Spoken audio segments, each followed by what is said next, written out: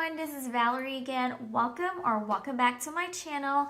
If you are new here, my name is Valerie, and in this channel we talk about my immigration experience and the things that I have observed here in the US. If that's something that you are interested in, don't forget to click that subscribe button so you wouldn't miss out.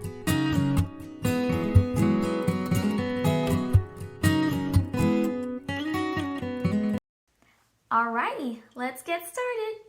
So today's topic, we're just going to be talking about my story and experience in the US since I got here until today. If you haven't watched my other videos, I did a spousal visa and it took us about 7.5 months to process the whole thing. And then we started it on February of 2020. I received my visa on September of 2020. And then we booked a flight right away to the US. I flew directly from Manila to Los Angeles. And then from Los Angeles, my husband actually picked me up in Los Angeles airport. And then we went to Atlanta and then to North Carolina. So it was a pretty good flight. There's not a lot of people in the plane since it's the peak of COVID. There's basically in the section that I am sitting at, there's only 2 people. It's just me and then the other Filipina across. There's 3 rows. So there's 4 seats in each row.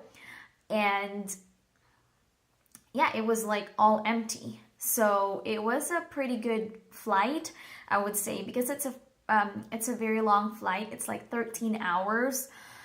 So it's so nice to have that room for yourself. And then I was able to just lay down in the plane, and it was good timing too because the flight was 9 p.m. Philippine time when we left, and so I was able to sleep in the plane. So that was a good experience. And then when I arrived in Los Angeles, I had to wait 2 hours in order to get an extra interview. I don't know if there's something missing. They didn't really tell me. They just asked me maybe 3 things, and then after that it's yeah, you're good to go. And then the flight from Los Angeles to Atlanta isn't so bad after the 13-hour flight. I'm oh yeah, this is better. And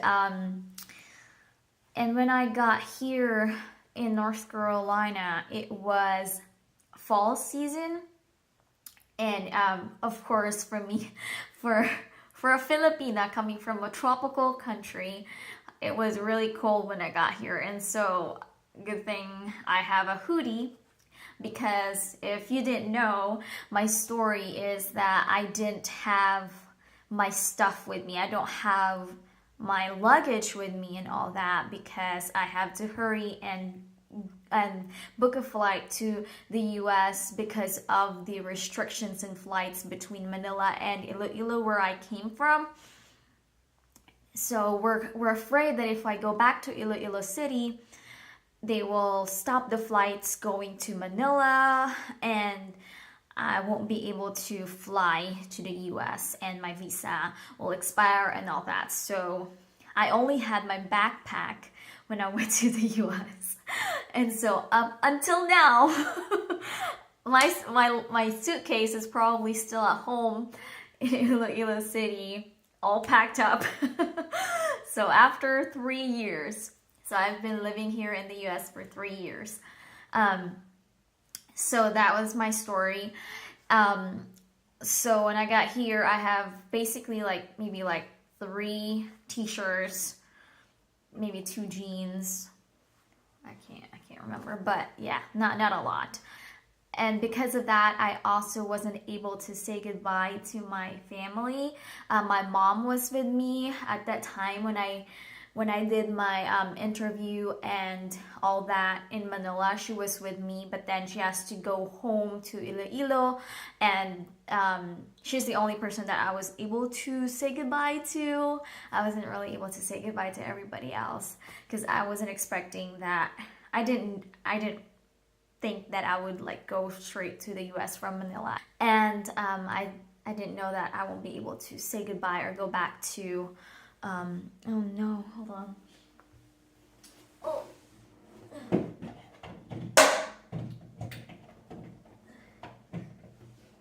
I gotta charge my phone.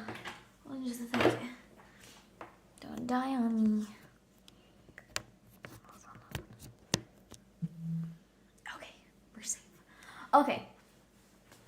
Going back to the story, so that's what happened. So I don't have my things. I packed. It was nicely packed and ready to go. Oh well.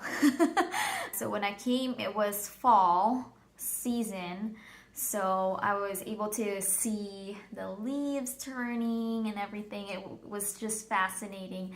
It's just so cool to see different colors and how the weather change and how the trees looks dead, but then they come back the next year.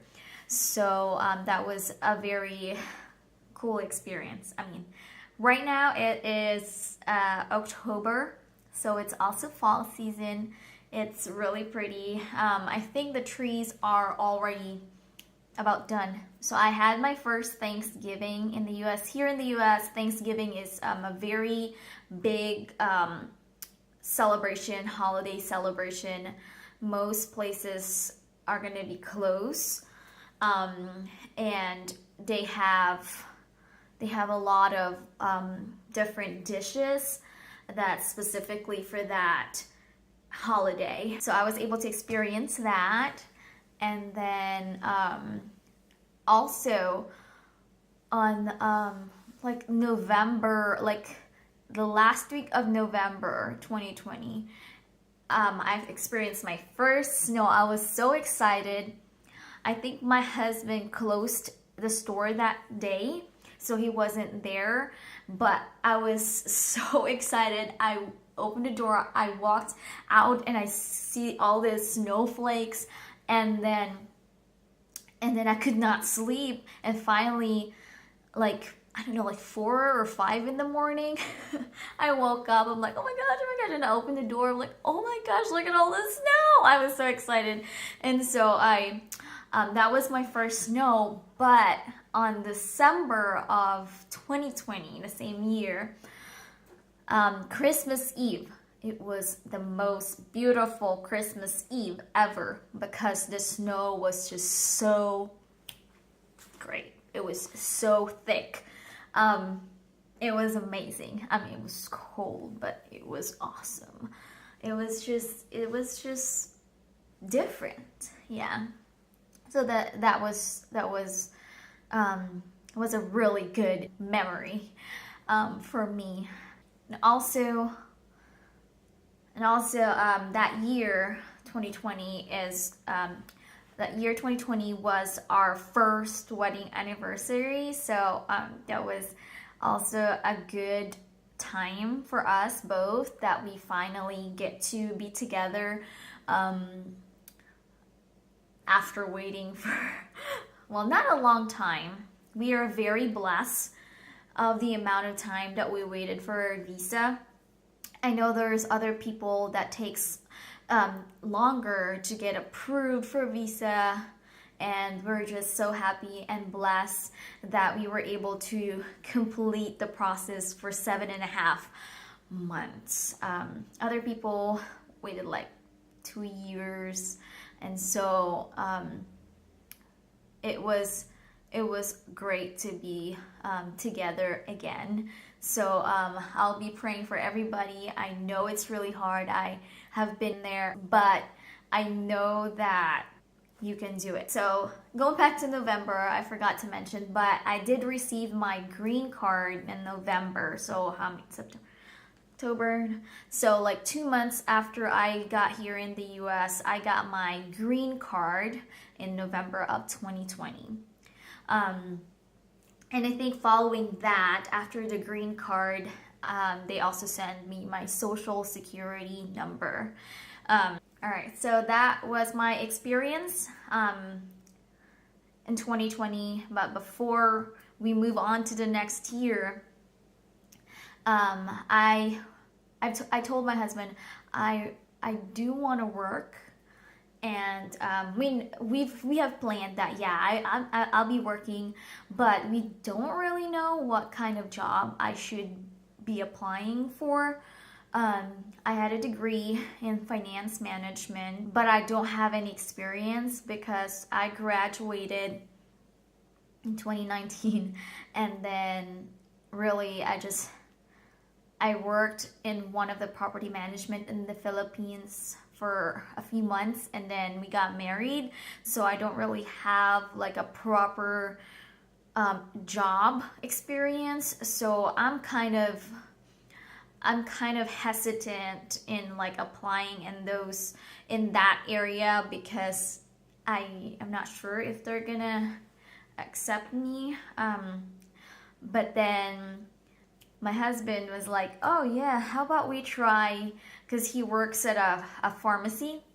So he's like, how about we try, how about you apply for a pharmacy technician job? And so I did apply for the job at the same store that my husband worked at. I had the interview in December of 2020, and then I got hired. I was really scared, like really scared. I'm like, oh my gosh, can I do this? Because I'm not confident at all with how I speak. I mean, I'm improving. I am learning more. But back then, in the Philippines, yeah, we learn English, but we don't really use English every day. It's different, and so I feel like I could not really express myself when I talked in English, but I gather all the courage and I had the interview with the store manager and the pharmacy manager, and they asked me, basic questions, and also why would I want to work as a pharmacy tech. I got hired in December, but they told me to come in January to start. So I got hired and started in January of 2021 as a pharmacy technician. Another problem that we faced at that time is that I don't know how to drive, and we only have one vehicle at that time, and it was the distance from where we live to the store is, I'd say, like 45 minutes, depending on the traffic. Sometimes it could be more. My husband and I just carpooled together. Every day, we would just carpool together. For the first few months, they tried to make our schedule a little bit closer to each other, because my husband usually he works in the morning, so he would open the store, so he would leave the house around 6 or 6:30.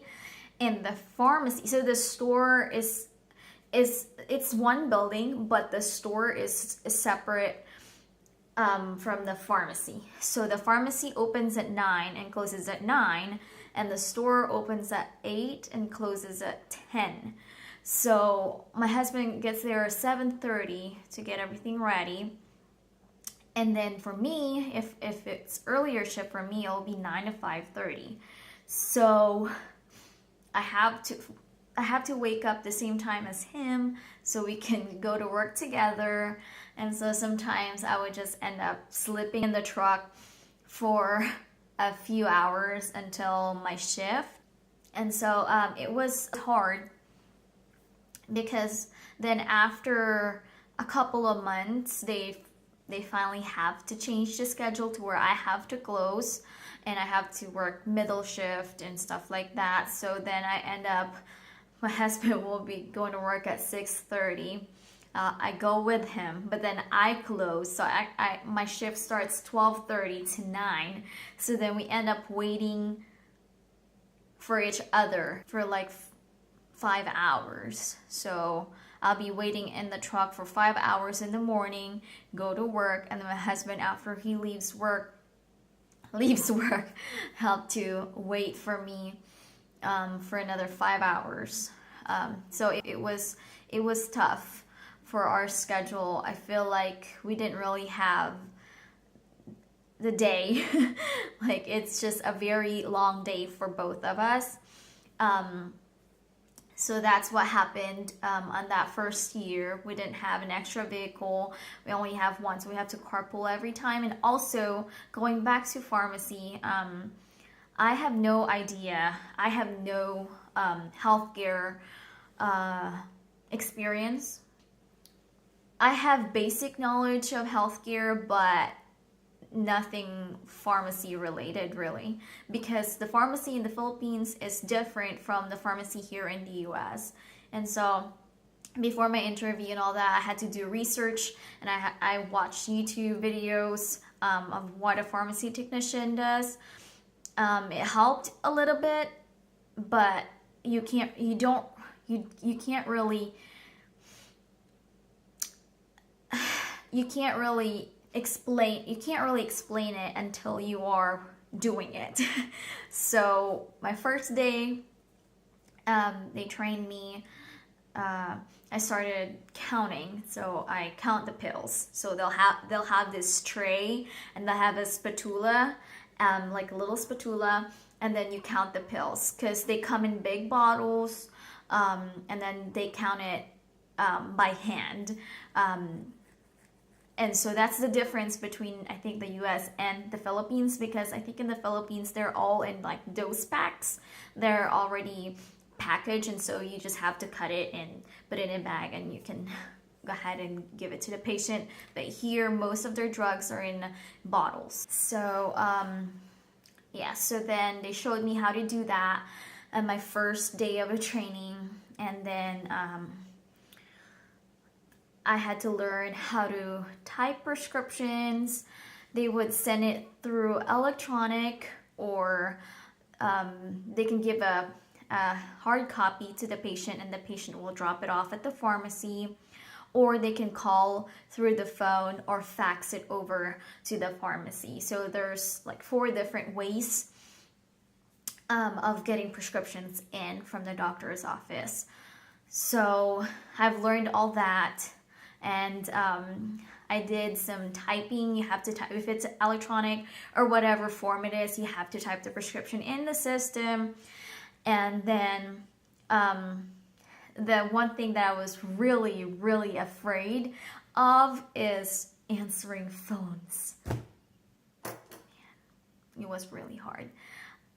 I did the training, like, I think that's the very last thing I ask, if we can do it at the very end, because I was just really scared in case they ask me something that I don't know.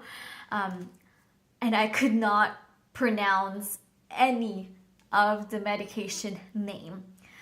But that's something that over time you can, you'll learn. But I'm pretty sure I've probably say the name of the medication wrong a lot. And then also in the pharmacy, most of the pharmacies, you can walk in the store and pick up your prescription, or you can go through a drive-through. Drive-through here in the US they have it everywhere.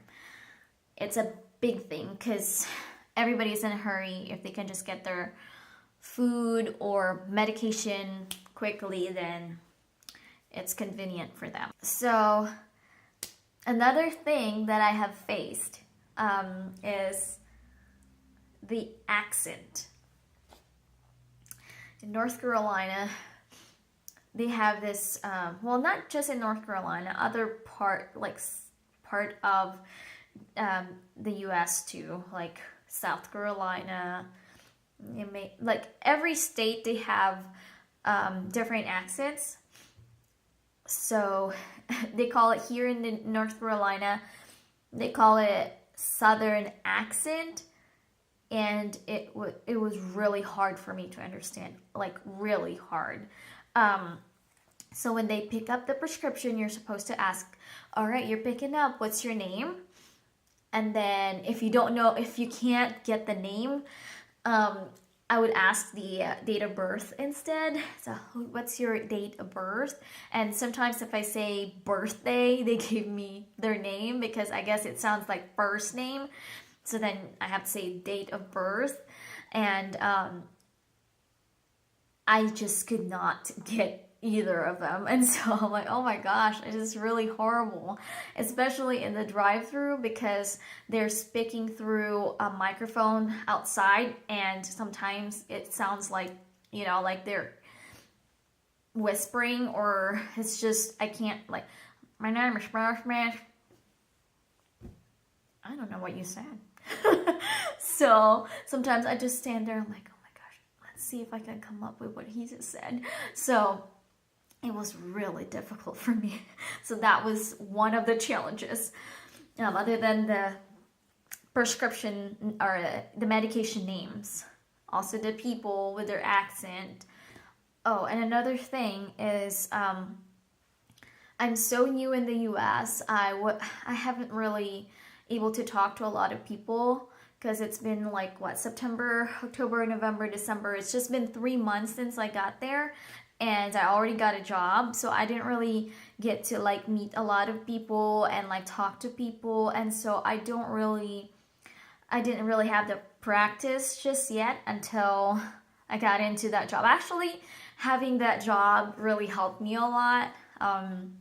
It was really it was really tough, but it really helped me a lot. Yeah, and also people talk really fast too. Even like my coworkers, when they talk to me, I couldn't understand them, and so I have to like ask again. And even though I asked the second time, I still can't get it. I don't want them to get mad at me because I've asked them like 4 times. So I know, yeah, you have to, you know, like make sure that you understand it. But they're very, very helpful. They helped me a lot. So I was very thankful for them. Oh, another thing is people here in the US, they're straightforward. And so sometimes it could hurt your feelings, but it's the facts. It's the truth, and that's how they do it here most of the times. Very rarely that you'll have somebody that would, you know, like in the Philippines, we would always like, you know, go in circles, and then here you go, this is the topic that I wanted to tell you. So here they're very straightforward, and so that's something that I have to learn. And another thing is that I have to know their coins, their money. So they have, up until now, these 2 things, the 5s and the 10s, I always get confused of. Now I feel like I have to look it up. So they have the cents. The 1 cent is penny, and then the 5 is nickel. I think I got this right. And then the 10 is dime, and then the 25 cents is quarter. So yeah, so I have to learn how to do that. And also, well, the bills, those are easier for me because I think they only have 1s, 5, 10, and 20. Oh, they have 100, 50 and 100, sorry. They have 1s, 5, 10, 20, $50 and $100 dollar bills. So I have to learn those. And so before my first day, well, what we were preparing for me, so I tried to like count drugs. I just use M&Ms or something, and then like a pen. Oh, this is my pen, by the way. That's what you get when you're working in the pharmacy. Get this pen, special pen. So I would use this, and then I would count like M&Ms to practice, and also we would have like coins and money for me to practice, like the change and all that. And 2022, COVID was still pretty new, and they finally come out with vaccines and all that. So since I'm working in the pharmacy, they ask if anybody wants to give vaccines. And I did sign up for that, and I was able to give vaccines to people. And also that year, I got certified with PTCB certification. So this is something that you have to study for.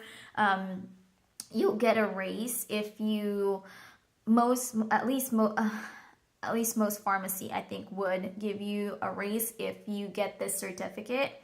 It's like a national certification that you have to go through. You have to learn a lot of these things about pharmacy, and then they'll give you a certification, and then you'll get a raise depending on the pharmacy. So I did that. I was able to pass in November of 2020. So that was an accomplishment for me after everything. And it's not even a year since I did pharmacy, but I did learn a lot of things. And also I was able to practice driving as well. I started I think a few months after I got here, but then like I started really practicing, I think, January of 2022. And then my husband has an F-150 truck, and it's a big vehicle, and I could not see the steering wheel is like up to here. So I have to get a booster. I have to get like a cushion in order for me to see. So I have to do like this, and that's what I used to practice.